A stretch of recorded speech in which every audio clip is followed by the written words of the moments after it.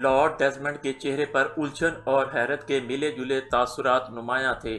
وہ اپنے آفس میں موجود تھا کہ خصوصی فون پر کارجر سے سولرز کلب کے ہاشم کی کال آئی اور اس نے بتایا کہ وائٹ کالر کے 4 ایکریمین ولسن کی ہلاکت کی تحقیقات کرتے پھر رہے ہیں۔ وہ یہ سن کر بے حد حیران ہوا تھا، کیونکہ ولسن کا وائٹ کالر نامی تنظیم سے قطعی کوئی تعلق نہ تھا، اور پھر وائٹ کالر تو نوادرات چوری نہیں کرتی تھی بلکہ وہ نوادرات کی سمگلنگ میں ملوث تھی اور ریڈ فلیگ سے کہیں کم درجے کی تنظیم تھی۔ اس لیے وائٹ کالر کے آدمیوں کا کارجر پہنچ کر ولسن کی ہلاکت کی فوری تحقیقات کی وجہ اس کے ذہن میں کسی طرح بھی ایڈجسٹ نہ ہو رہی تھی، لیکن ہاشم بضد تھا کہ اس کا آدمی ان آدمیوں کو پہچانتا ہے، ان کا تعلق واقعی وائٹ کالر سے ہے۔ ہاشم اس کا خاص آدمی تھا اور اس نے اسے دارالحکومت سے کارجر بھجوایا تھا تاکہ یہاں وہ ریڈ فلیگ کے لیے کام کر سکے۔ وہ کافی دیر تک بیٹھا سوچتا رہا، پھر اس نے اس انداز میں کاندھے جھٹکے جیسے وہ کسی نتیجے پر پہنچ گیا ہو۔ اس نے ریسیور اٹھایا اور تیزی سے نمبر پریس کرنے شروع کر دیے۔ یس۔ رابطہ قائم ہوتے ہی ایک مردانہ آواز سنائی دی۔ لہجہ بے حد کرخت اور بھاری تھا۔ لارڈ ڈیزمنڈ بول رہا ہوں، آرتھر سے بات کراؤ۔ لارڈ ڈیزمنڈ نے باوقار لہجے میں کہا۔ اوہ اوہ، 1 منٹ ہولڈ کیجئے، دوسری طرف سے انتہائی حیرت بھرے لہجے میں کہا گیا، کیونکہ ایسا موقع شاذ و نادر ہی آتا تھا کہ لارڈ ڈیزمنڈ وائٹ کالر کے چیف کو کال کرے، اور آرتھر وائٹ کالر کا چیف تھا، وہ ایکریمی تھا۔ ہیلو، آرتھر بول رہا ہوں۔ چند لمحوں بعد ایک اور بھاری آواز سنائی دی۔ یہ وائٹ کالر کا چیف تھا۔ لارڈ ڈیزمنڈ بول رہا ہوں۔ لارڈ ڈیزمنڈ نے انتہائی باوقار لہجے میں کہا۔ فرمائیے لارڈ، کیسے کال کیا ہے؟ اس بار آرتھر نے قدرے نرم لہجے میں کہا۔ مسٹر آرتھر، آپ نے کارجر میں اپنے آدمی بھیجے ہیں میری تنظیم کے ایک آدمی کے قتل کی تحقیقات کے لیے؟ لارڈ ڈیزمنڈ نے کہا۔ آپ کے آدمی کی قتل کی تحقیقات کے لیے؟ میرے آدمی کارجر میں؟ کیا کہہ رہے ہیں آپ؟ میرا آپ کے آدمی سے کیا تعلق؟ آرتھر نے انتہائی حیرت بھرے لہجے میں کہا۔ کارجر میں میرا ایک اہم آدمی ہلاک کر دیا گیا ہے، اور مجھے اطلاع ملی ہے کہ 4 ایکریمی وہاں اس آدمی کے قتل کی تحقیقات کرتے پھر رہے ہیں، اور وہاں کے ایک آدمی نے بتایا ہے کہ یہ 4 وائٹ کالر کے آدمی ہیں اور وہ انہیں پہچانتا ہے۔ لارڈ ڈیزمنڈ نے کہا۔ اوہ نہیں لارڈ، ہماری تنظیم نے کبھی ریڈ فلیگ کے معاملات میں دخل نہیں دیا، اور نہ ہی ہمارے آدمی کارجر گئے ہیں۔ یہ بات یقیناً کسی غلط فہمی کی وجہ سے ہوئی ہے۔ آپ مجھ پر اعتماد کریں، آرتھر نے جواب دیتے ہوئے کہا۔ اوکے، شکریہ، مجھے آپ پر اعتماد ہے، لارڈ ڈیزمنڈ نے کہا۔ لارڈ، اب آپ نے خود ہی کال کیا ہے تو میرا فرض بنتا ہے کہ میں آپ کو بتا دوں کہ ریڈ فلیگ کے خلاف دارالحکومت میں پاک ایشیا سیکرٹ سروس کا سب سے خطرناک ایجنٹ علی عمران اپنے 3 ساتھیوں کے ساتھ موجود ہے۔ ان میں 2 حبشی ہیں جبکہ تیسرا ایشیائی ہے۔ مجھے میرے آدمیوں نے رپورٹ دی تھی، لیکن میں چونکہ آپ کی تنظیم کے معاملات میں دخل دینا پسند نہیں کرتا، اور ویسے بھی آپ کی تنظیم بے حد باوسائل اور طاقتور ہے، اس لیے مجھے یقین تھا کہ آپ آسانی سے ان سے نمٹ لیں گے۔ لیکن اب آپ نے کال کر کے جو کچھ پوچھا ہے، میرا خیال ہے کہ کارجر میں آپ کے آدمی کی ہلاکت کے بارے میں یہی گروپ پوچھ گچھ کرتا پھر رہا ہوگا، جسے ہمارے آدمی سمجھ لیا گیا ہوگا۔ آرتھر نے کہا۔ آپ کے آدمیوں نے انہیں کہاں دیکھا تھا؟ کیا وہ اصل شکلوں میں تھے؟ لارڈ ڈیزمنڈ نے حیران ہو کر پوچھا۔ میرے ایک آدمی نے جو ایکریمین ایجنسی میں کام کر چکا ہے، انہیں دارالحکومت کے ایئرپورٹ پر دیکھا تھا۔ یہاں اسلحے کی سمگلنگ میں ملوث ایک آدمی افندی ہے، اس کا خاص آدمی ان سے بات چیت کر رہا تھا، اور وہ اپنی اصل شکلوں میں ہی تھے۔ میرے آدمی نے جب ان کے بارے میں مجھے اطلاع دی تو میں پریشان ہو گیا، کیونکہ بہرحال ہم بھی کوئی جائز کام نہیں کرتے۔ چنانچہ میں نے اپنے طور پر معلومات حاصل کیں تو مجھے اطلاع مل گئی کہ حکومت مصر نے پاک ایشیا سیکرٹ سروس کی خدمات ریڈ فلیگ کے خلاف حاصل کی ہیں۔ اس پر میں خاموش ہو گیا۔ اب آپ نے کال کی ہے تو میں یہ ساری باتیں آپ کو بتا رہا ہوں، آرتھر نے جواب دیتے ہوئے کہا۔ اس تعاون پر شکریہ، گڈ بائی، لارڈ ڈیزمنڈ نے کہا، اور کریڈل دبا کر اس نے ٹون آنے پر ایک بار پھر تیزی سے نمبر پریس کرنے شروع کر دیے۔ روسٹر بول رہا ہوں۔ رابطہ قائم ہوتے ہی ایک مردانہ آواز سنائی دی۔ लॉर्ड डेज़मंड बोल रहा हूँ। लॉर्ड डेज़मंड ने तहकमाना लहजे में कहा। ओह यस सर, आप फरमाइए, हुक्म कीजिए, दूसरी तरफ से इंतहाई मोहतबाना लेकिन बौखलाए हुए लहजे में कहा गया। रोस्टर, मुझे मालूम है कि तुम कार्जर में खासे मौसर हो, इसलिए मैंने तुम्हें कॉल किया है। मैं तुम्हारे ज़िम्मे एक अहम तरीन काम लगाना चाहता हूँ और इसका मुंह मांगा मुआवजा भी तुम्हें मिलेगा, और आइंदा भी रेड फ्लैग का काम मुस्तकिल बुनियादों पर तुम्हें मिल सकता है, लेकिन तुम्हें काम इस अंदाज में करना होगा कि नताइज मुझ तक हतमी पहुँचें, इनमें कोई गलत बयानी या मिलावट ना हो। लॉर्ड डेज़मंड ने कहा। आप काम बताएं लॉर्ड, आपका काम आपके हस्बे मंशा होगा, इसका मैं हल्फ देता हूँ। रॉस्टर ने जवाब देते हुए कहा। तुम्हें मालूम है कि सोलर्स क्लब कार्जर में बनाया गया है और हाशिम वहाँ मेरा ख़ास आदमी है। लॉर्ड डेज़मंड ने कहा। यस सर, मालूम है। रॉस्टर ने कहा। कार्जर में मेरा ख़ास आदमी विल्सन हलाक हो गया है और उसे मैंने ही हाशिम के ज़रिए हलाक कराया है, क्योंकि पाकिस्तान सीक्रेट सर्विस का एक ग्रुप रेड फ्लैग के ख़िलाफ़ यहाँ काम कर रहा है और वो विल्सन तक पहुँच गए थे, इसलिए विल्सन को रास्ते से हटा दिया गया। लेकिन अब हाशिम ने मुझे फ़ोन करके इतला दी है कि वाइट कॉलर के 4 एक्रीमी विल्सन की हलाकत के बारे में मालूमात हासिल करते फिर रहे हैं, जबकि वाइट कॉलर के चीफ से मेरी बात हुई है, उसने इस बात से इनकार कर दिया है। इसलिए अब ये बात तय है कि हाशिम ने मुझसे झूठ बोला है, और यकीनन ये झूठ किसी ख़ास मकसद के लिए बोला गया है। इसलिए मैं चाहता हूँ कि तुम हाशिम से असल बात उगलवाओ। क्या तुम ऐसा कर सकते हो? लॉर्ड डेज़मंड ने कहा। आपके हुक्म पर यकीनन ऐसा कर सकता हूँ जनाब, लेकिन हाशिम बेहद सख्त जान आदमी है, इसलिए पूछ गुछ के बाद हाशिम की ज़िंदगी की ज़मानत नहीं दी जा सकती। रॉस्टर ने कहा। मुझे असल हकाइक चाहिए और बस। लॉर्ड डेज़मंड ने सर्द लहजे में कहा। यस सर, हुक्म की तामील होगी। दूसरी तरफ से कहा गया। मेरा खसूसी नंबर नोट कर लो, मैं तुम्हारी कॉल का इंतज़ार करूँगा। जिस कदर जल्द मुमकिन हो सके तुमने ये काम करना है और मुझे रिपोर्ट देनी है, लॉर्ड डेज़मंड ने कहा, और साथ ही अपना खसूसी नंबर बता दिया। यस सर, दूसरी तरफ से कहा गया, और लॉर्ड ने रिसीवर रख दिया। और फिर तकरीबन 1.5 घंटे के शदीद इंतज़ार के बाद फ़ोन की घंटी बज उठी तो लॉर्ड ने झपट कर रिसीवर उठा लिया। यस, लॉर्ड डेज़मंड ने अपने मखसूस लहजे में कहा। रॉस्टर बोल रहा हूँ जनाब। दूसरी तरफ से रॉस्टर की आवाज़ सुनाई दी। यस, क्या रिपोर्ट है? लॉर्ड डेज़मंड ने इश्तियाक भरे लहजे में कहा। हाशिम के सोलर्स क्लब में 4 एक्रीमी पहुंचे, जिनमें 2 कवि हैकल आदमी थे। उन्होंने काउंटर पर मौजूद आदमी को बताया कि वो वाइट कॉलर के आदमी हैं और हाशिम से मिलने आए हैं। हाशिम ने उन्हें अपने ऑफिस में बुलवाया। फिर अचानक उन्होंने हाशिम से पूछा कि उसके किसी आदमी ने विल्सन को हलाक किया है। हाशिम के हैरान होने पर उन्होंने इंतहाई बर्क रफ्तारी से हाशिम को बेबस करके उसकी गर्दन पर पैर रखकर किसी खास अंदाज में पूछा कि रेड फ्लैग का सरबराह कौन है। तो हाशिम ने ना चाहते हुए भी आपका नाम बता दिया, जिस पर उन्होंने हाशिम को मजबूर किया कि वो आपको कॉल करे, जिस पर हाशिम ने आपको कॉल किया और बातचीत की। इसके बाद वो हाशिम को धमकी देकर चले गए कि अगर उसने किसी को इस बारे में बताया तो उसे हलाक कर दिया जाएगा। बस ये है असल बात। रॉस्टर ने कहा। हाशिम जिंदा है? लॉर्ड डेज़मंड ने होंठ चिबाते हुए कहा। नहीं, उसने बड़ी मुश्किल से ज़बान खोली है, वो हलाक हो चुका है। रॉस्टर ने जवाब दिया। ठीक है, ऐसे आदमी का यही इंजाम होना चाहिए था। सोलर्स क्लब के इंचार्ज आज से तुम हो, यहाँ भी और दारुल हुकूमत में भी। क्या तुम्हें मंजूर है? लॉर्ड डेज़मंड ने कहा। ये आपकी मेहरबानी होगी जनाब। रॉस्टर ने इंतहाई मुसर्रत भरे लहजे में कहा। ओके, मैं ऑर्डर कर देता हूँ, लॉर्ड डेज़मंड ने कहा, और फिर उसने साइड पर पड़े हुए इंटरकॉम का रिसीवर उठाया और नंबर प्रेस करके उसने रॉस्टर के बारे में अहकामात देने शुरू कर दिए। इसका मतलब है कि इमरान और उसके साथियों ने वाइट कॉलर का नाम इस्तेमाल किया है, और जिससे बचने के लिए मैंने विल्सन की कुर्बानी दी थी, वो काम फिर भी हो गया। ठीक है, अब मुझे फ़ौरन एक्रीमिया चले जाना चाहिए, लॉर्ड डेज़मंड ने कहा, और फिर कुर्सी से उठने ही लगा था कि पर्सनल सेक्रेटरी वाले फ़ोन की घंटी बज उठी तो उसने हाथ बढ़ाकर रिसीवर उठा लिया। यस, लॉर्ड डेज़मंड ने कहा। राउडी की कॉल है जनाब। दूसरी तरफ से उसके पर्सनल सेक्रेटरी ने कहा। कराओ बात, लॉर्ड डेज़मंड ने चौंक कर कहा। राउडी बोल रहा हूँ बास। दूसरी तरफ से राउडी की मोतबाना आवाज़ सुनाई दी।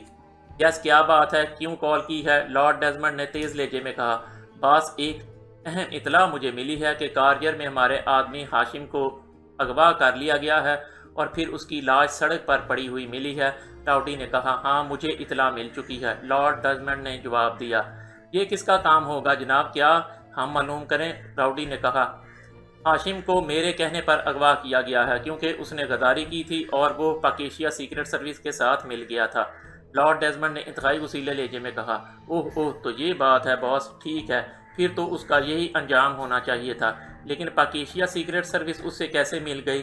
انہیں کیسے معلوم ہو گیا کہ وہ ہمارا آدمی ہے؟ راؤڈی نے حیرت بھرے لہجے میں کہا، وہ یقیناً کارجر میں ولسن کے پیچھے آئے ہوں گے، اور جب انہیں معلوم ہوا کہ ولسن کو ہلاک کر دیا گیا ہے تو انہوں نے اس کے قاتل کو تلاش کیا ہوگا، اور وہ سیکرٹ سروس کے ایجنٹ ہیں، اس لیے وہ ہاشم تک پہنچ گئے، اور پھر ہاشم نے اپنی جان بچانے کے لیے انہیں یہ بتا دیا کہ میں ریڈ فلیگ کا سربراہ ہوں، اور نہ صرف بتا دیا بلکہ ان کے کہنے پر اس نے مجھے یہاں کال کر کے کہا کہ ولسن کے قتل کی تحقیقات وائٹ کالر کر رہی ہے، جس پر میں بے حد حیران ہوا۔ میں نے وائٹ کالر کے چیف سے بات کی تو اس نے اس بات سے انکار کر دیا، جس پر مجھے ہاشم پر شک ہوا، تو میں نے وہاں موجود ایک آدمی راسٹر کو کہا کہ وہ ہاشم سے اصلیت اگلوائے۔ اس نے یہ ساری باتیں بتائی ہیں۔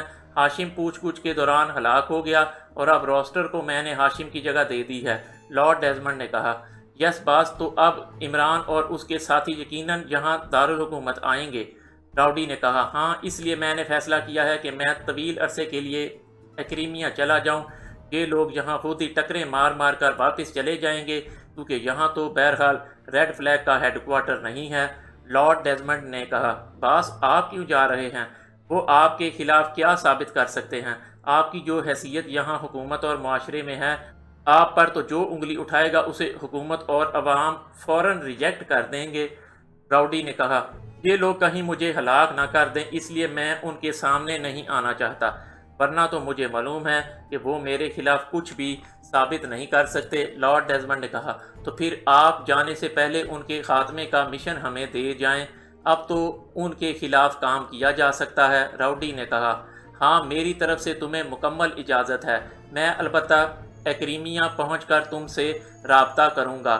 لارڈ ڈیزمنڈ نے کہا، اور اس کے ساتھ ہی اس نے ریسیور رکھ دیا۔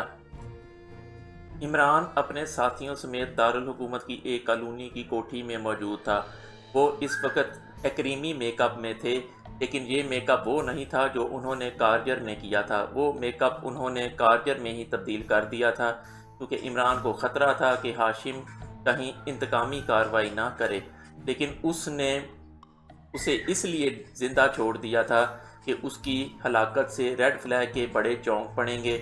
کارجر سے واپسی پر عمران نے ایک پراپرٹی ڈیلر کے ذریعے یہ فرنشڈ کوٹھی حاصل کی تھی، جس میں کاریں بھی موجود تھیں، اور اس وقت وہ اس کوٹھی کے ایک کمرے میں موجود تھے۔ عمران کے ساتھ صرف ٹائیگر تھا، جبکہ جوانا اور جوزف دونوں اطراف سے کوٹھی کی نگرانی میں مصروف تھے۔ گو بظاہر عمران کو کسی کی نگرانی کی توقع نہ تھی، لیکن پھر بھی وہ محتاط رہنا چاہتا تھا۔ باس، اب تو یہ معلوم ہو گیا ہے کہ لارڈ ڈیزمنڈ ریڈ فلیگ کا سربراہ ہے، اور لارڈ یہاں موجود ہے، اس لیے اس کا خاتمہ کیا جانا ہے، اور بس۔ ٹائیگر نے کہا، ہم اپنے ذاتی یا پاکیشیا کے مشن پر یہاں نہیں آئے، حکومت مصر کی خصوصی درخواست پر آئے ہیں، اس لیے مشن تو اس وقت مکمل ہوگا جب ہم ریڈ فلیگ کی پوری تنظیم کو اس لارڈ سمیت دستاویز اور ناقابل تردید ثبوتوں کے حکومت کے حوالے کریں گے۔ اور لارڈ نے یہاں جو اپنی حیثیت بنائی ہوئی ہے، اگر بغیر کسی ثبوت کے اس پر الزام لگایا گیا تو نہ اسے حکومت نے تسلیم کرنا ہے اور نہ ہی یہاں کی عوام نے۔ عمران نے جواب دیتے ہوئے کہا، اوہ واقعی، یہ بات تو واقعی سوچنے کی ہے۔ پھر کیا کرنا ہوگا؟ کیا ان کے ہیڈ کوارٹر کو ٹریس کرنا ہوگا؟ ٹائیگر نے کہا، یہ بین الاقوامی تنظیم کہلاتی ہے، اس لیے لامحالہ اس کی شاخیں پوری دنیا میں پھیلی ہوئی ہوں گی، اس لیے ضروری نہیں کہ اس کا ہیڈ کوارٹر مصر میں ہی ہو۔ عمران نے کہا، باس، پہلی بات تو یہ ہے کہ صرف نوادرات چوری کر کے فروخت کرنے والی تنظیم بین الاقوامی سطح کی کیسے ہو سکتی ہے؟ اب نوادرات روزانہ تو چوری نہیں ہو سکتے، اور دوسری بات یہ کہ اگر اس کا سربراہ مصر میں ہے تو لامحالہ اس کا ہیڈ کوارٹر بھی مصر میں ہی ہوگا، اور اگر نہ بھی ہوگا تو اس لارڈ کی گردن پکڑی جائے تو وہ خود ہی سب کچھ بتا دے گا۔ ٹائیگر نے کہا، میں بھی یہی سوچ رہا ہوں کہ پہلے لارڈ پر ہاتھ ڈال دیا جائے، پھر اس کے ذریعے آگے بڑھا جائے۔ یہ بھی ہو سکتا ہے کہ اس کے محل کے تہہ خانوں میں ہی ہیڈ کوارٹر بھی ہو، اور وہیں سے ایسے نوادرات بھی برآمد ہو جائیں جو سرکاری طور پر چوری شدہ ہوں، یا وہاں ایسی دستاویزات یا کوئی تحریری ثبوت مل جائیں جن کی مدد سے اسے مجرم ثابت کیا جا سکتا ہو، عمران نے کہا، اور اس کے ساتھ ہی اس نے ریسیور اٹھایا اور تیزی سے نمبر پریس کرنے شروع کر دیے۔ Enquiry please. رابطہ قائم ہوتے ہی ایک نسوانی آواز سنائی دی، لارڈ ڈیزمنڈ کی رہائش گاہ کا نمبر دیں۔ عمران نے کہا تو دوسری طرف سے نمبر دے دیا گیا۔ باس ہاشم نے جس نمبر پر کال کیا تھا وہ نمبر تو آپ کو معلوم ہے پھر؟ ٹائیگر نے حیرت بھرے لہجے میں کہا، وہ لارڈ کا خصوصی نمبر ہے اور میں نہیں چاہتا کہ میں براہ راست اس سے بات کروں، اس طرح وہ مشکوک بھی ہو سکتا ہے، عمران نے کہا، اور ٹائیگر نے اس بات میں سر ہلا دیا۔ عمران نے اس دوران انکوائری آپریٹر کے بتائے ہوئے نمبر پریس کر دیے۔ Lord mention. رابطہ قائم ہوتے ہی ایک مردانہ آواز سنائی دی، گریٹ لینڈ سے لارڈ مارٹن کنگ کا پرسنل سیکریٹری بول رہا ہوں، لارڈ مارٹن کنگ کی لارڈ ڈیزمنڈ سے بات کرائیں۔ عمران نے گریٹ لینڈ کے ایک مشہور لارڈ کا حوالہ دیتے ہوئے کہا، کیونکہ لارڈ ڈیزمنڈ بھی گریٹ لینڈ نژاد تھا، اس لیے عمران کو یقین تھا کہ وہ لازماً لارڈ مارٹن کنگ سے بات کرے گا، اور چونکہ عمران لارڈ مارٹن کنگ سے اچھی طرح واقف تھا اس لیے وہ اس کی آواز اور لہجے کی بھی آسانی سے نقل کر سکتا تھا۔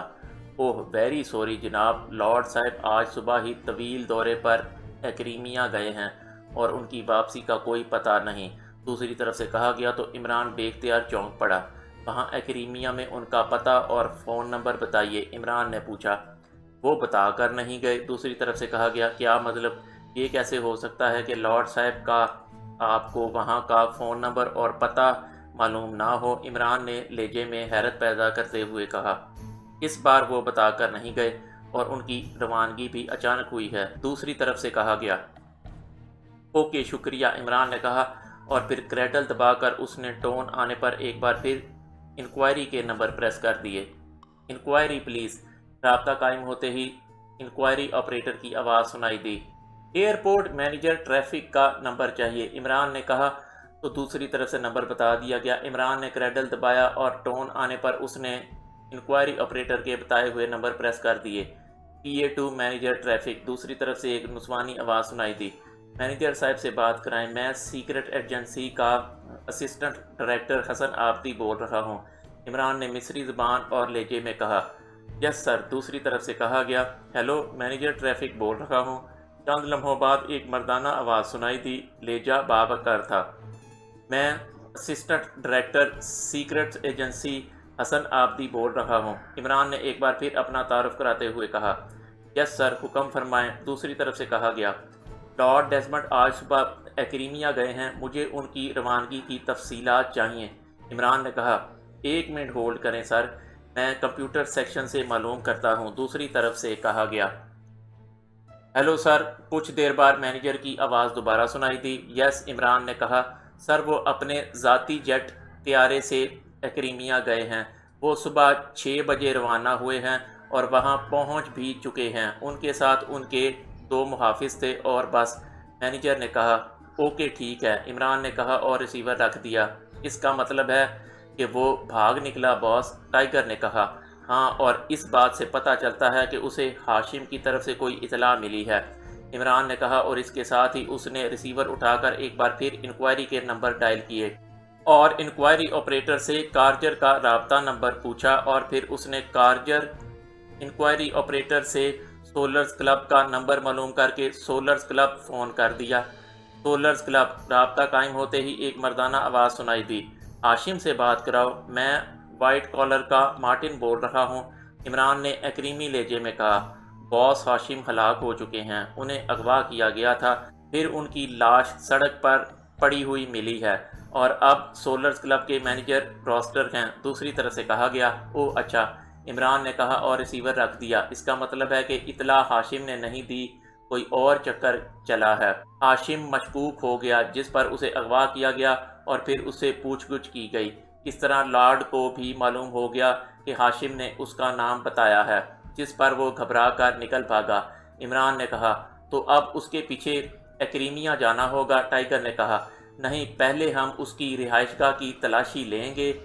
لارڈ کی عدم موجودگی کی وجہ سے اب حفاظتی انتظامات بھی زیادہ سخت نہیں ہوں گے، عمران نے کہا، اور ٹائیگر نے اس بات میں سر ہلا دیا۔